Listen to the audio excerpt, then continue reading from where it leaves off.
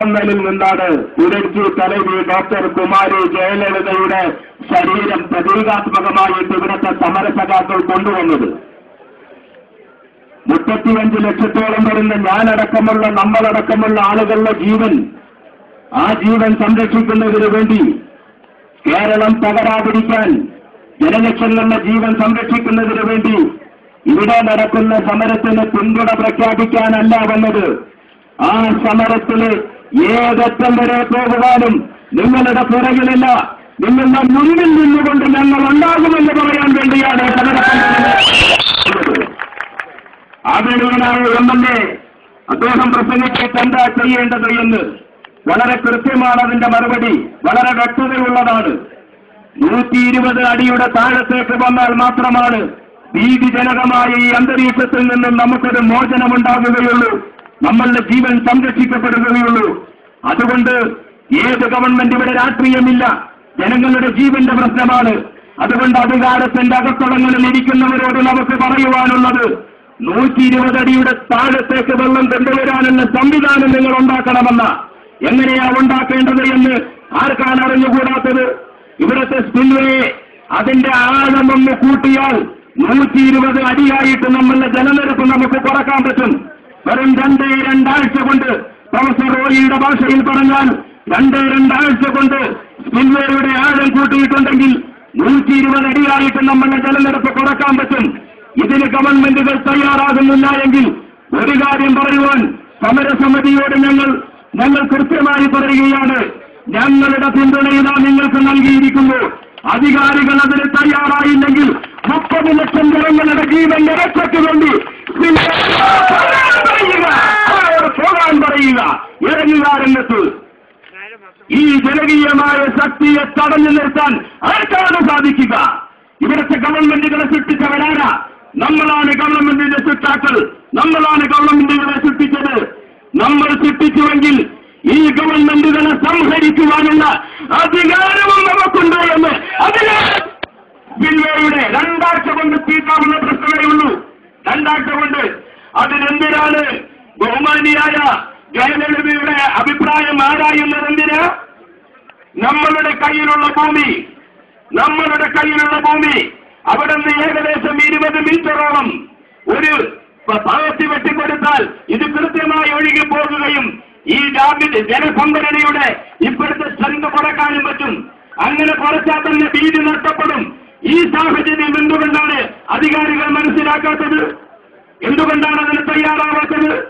സ്പിൽവേയുടെ baby ഡാമിന്റെ പുറകു വഴി ഒരു ചാലി കീറിയാലും മതി. ഞാൻ എന്റെ പ്രിയപ്പെട്ട ശ്രോതാക്കളോട് ചോദിക്കുന്നു, നിങ്ങൾ തയ്യാറാണോ?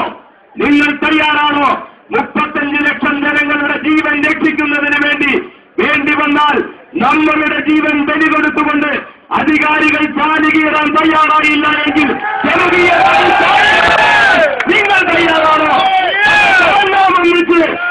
ഭൂമിയിലേക്ക് വന്നാൽ നമ്മൾക്ക് ജീവന്റെ രക്ഷയ്ക്ക് വേണ്ടി നമ്മൾക്ക് രംഗത്തേക്ക് ഇറങ്ങാം. ആരെയാണ് നാം ഭയപ്പെടുന്നത്? ആർക്ക് വേണ്ടിയാണ് നാം കാത്തു നിൽക്കുന്നത്? എന്തിനാണ് ഈ പോരാട്ട നാടകങ്ങളുടെ പിന്നാലെ പോകുന്നത്? പാർലമെന്റിൽ ആദരണീയനായ എംഎൽഎ പറഞ്ഞു, പാർലമെന്റിൽ ഈ വിഷയം ഉന്നയിക്കുവാനായി എനിക്ക് തോന്നുന്നത് സഖാവ് പി രാജീവാണ് നോട്ടീസ് കൊടുത്തത്. സ്പീക്കർ അനുമതി വിതരണ അനുമതി നിഷേധിച്ചിരിക്കുകയാണ്. അപവിതരണാനുമതി നിഷേധിച്ചിരിക്കുകയാണ്. 35 ലക്ഷം ജനങ്ങളുടെ ജീവന്റെ പ്രശ്നം പറയാൻ നമ്മളുടെ രാജ്യത്തിന്റെ പരമോന്നത നിയമനിർമ്മാണ സഭയിൽ അവസരമില്ലെങ്കിൽ എവിടെയാണ് നമ്മളിത് പറയുന്നത്? എവിടെയാണ് നമ്മൾക്കിത് പറയുവാനുള്ളത്? അതുകൊണ്ടാണ് ഞാൻ നേരത്തെ പറഞ്ഞത്, പീരിമേടിന്റെ അഭിമാനമല്ല ശ്രീമതി ബിജിമോൾ എംഎൽഎ, ഇടുക്കിയുടെ പൊന്നോമന പുത്രിയാണ്, കേരളത്തിന്റെ അഭിമാനമാണ്, വിപ്ലവ നക്ഷത്രമാണ്, രാഷ്ട്രീയത്തിന്റെ എല്ലാം ഉറന്നുകൊണ്ട് PC തോമസിനും അതുപോലെ തന്നെ ബിജിമോൾക്കും പിന്തുണ പ്രഖ്യാപിച്ചുകൊണ്ട് ഈ സമരം 1800 ദിവസമായിട്ട് കേരളത്തിന്റെ അകത്തളങ്ങളിൽ പൊട്ടിത്തെറിക്കുന്ന ഇന്നത്തെ പ്രശ്നം ജനങ്ങളുടെ ശ്രദ്ധയിൽ കൊണ്ടുവരുന്നതിന് വേണ്ടി രാവേദ പകലേതെന്നറിയാതെ അധ്വാനിക്കുന്ന കഷ്ടപ്പെടുന്ന സമരസമിതിയുടെ നേതാക്കളായ പ്രൊഫസർ റോയിയും അതുപോലെ തന്നെ ഷാജിയുമൊക്കെയുള്ള ഈ സമരപ്പന്തലിന് അഭിവാദ്യം അർപ്പിക്കാൻ മാത്രമല്ല ഞങ്ങൾ വന്നത്. ഞങ്ങളുടെ 2 ഭൂമിയിലേക്ക് ഇറങ്ങാൻ തീരുമാനിച്ചിരിക്കുകയാണ്. തമിഴ്നാടിന്റെ അഹങ്കാരത്തിന് അറുതി വരുത്തുവാൻ ഞങ്ങളാൽ കഴിയുന്നത് ചെയ്യാൻ ഈ വരുന്ന ഡിസംബർ 3-ാം തീയതി കുമ്മളി ചെക്ക് പോസ്റ്റിൽ ഞങ്ങൾ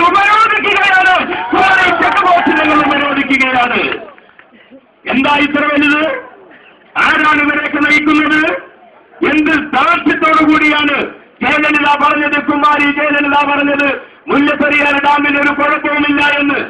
35 ലക്ഷം ജനങ്ങളുടെ ജീവനാണോ പ്രശ്നം, അതോ അഹങ്കാരമാണോ പ്രശ്നം? വളരെ കൃത്യതയോടുകൂടി വ്യക്തതയോടുകൂടി നമുക്ക് പറയാൻ പറ്റണം. നാം ഒരു ഇഞ്ച് പോലും പുറകോട്ട് പോകില്ല. ഇതിവിടെ നമ്മളുടെ ചപ്പാത്തിൽ മാത്രം കാണുന്നതല്ല.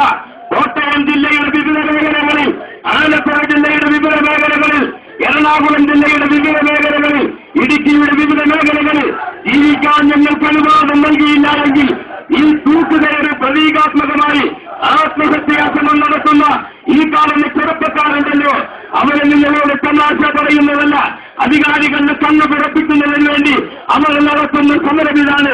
ജീവിക്കാനുള്ള അവകാശത്തിന് വേണ്ടിയുള്ള സമരമാണ് ഈ സമരം. ഏതറ്റം വരെ രാഷ്ട്രീയ പ്രസ്ഥാനങ്ങൾ ആ വിഷയത്തിൽ അത് വ്യക്തമായ മറുപടി ഇവിടുത്തെ സമരസമിതി പ്രതീക്ഷിക്കുന്നുണ്ട്. അവര് കൊടുക്കുമെന്ന് നമ്മൾ വിശ്വസിക്കുന്നു. കൊടുക്കുകയോ കൊടുക്കാതിരിക്കുകയോ എന്നുള്ളതല്ല പ്രശ്നം. നാം ഇതിന് രംഗത്തിറങ്ങണം.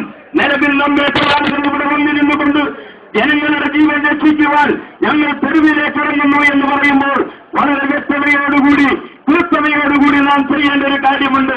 ഞാൻ നേരത്തെ പറഞ്ഞതുപോലെ നമ്മൾക്കിന്ന് ഭീതിജനങ്ങളിലേക്ക് കൊണ്ടുവരാൻ രണ്ടാഴ്ച മതിയെങ്കിൽ നിങ്ങൾ തീരുമാനിക്കുക, നമ്മെ ധരിക്കുന്നവർക്ക് എത്ര ദിവസം നമുക്ക് കൊടുക്കാം.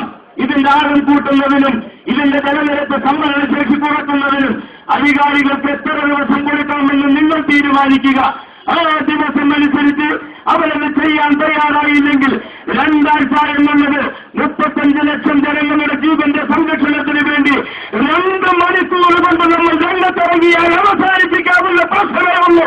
രംഗത്തിറങ്ങാൻ എന്റെ പ്രിയപ്പെട്ട സമര സഖാക്കളോട് ഹൃദയത്തിന്റെ ഭാഷയിൽ അഭ്യർത്ഥിച്ചുകൊണ്ട് നിങ്ങളുടെ പിറകിലല്ല, ഈ രണഭൂമിയിൽ നിങ്ങളുടെ മുന്നിലുണ്ടാകുമെന്ന് ഉറപ്പ് നൽകിക്കൊണ്ട് മുഴുവൻ സമര സഖാക്കൾക്കും ഹൃദയത്തിന്റെ ഭാഷയിൽ അഭിവാദ്യം അർപ്പിച്ചുകൊണ്ട് നിങ്ങൾക്കെല്ലാവർക്കും അഭിവാദ്യങ്ങളുടെ 1000 കൂറ്റലുകൾ അർപ്പിച്ചുകൊണ്ട് ജീവിക്കാനുള്ള സമരത്തിന്റെ രണഭൂമിയിൽ വീണ്ടും കാണാമെന്ന് പറഞ്ഞുകൊണ്ട് അവസാനിപ്പിക്കട്ടെ. നമുക്കെല്ലാവർക്കും നിങ്ങൾക്കെല്ലാവർക്കും 1000 വിപ്ലവ ആശംസകൾ.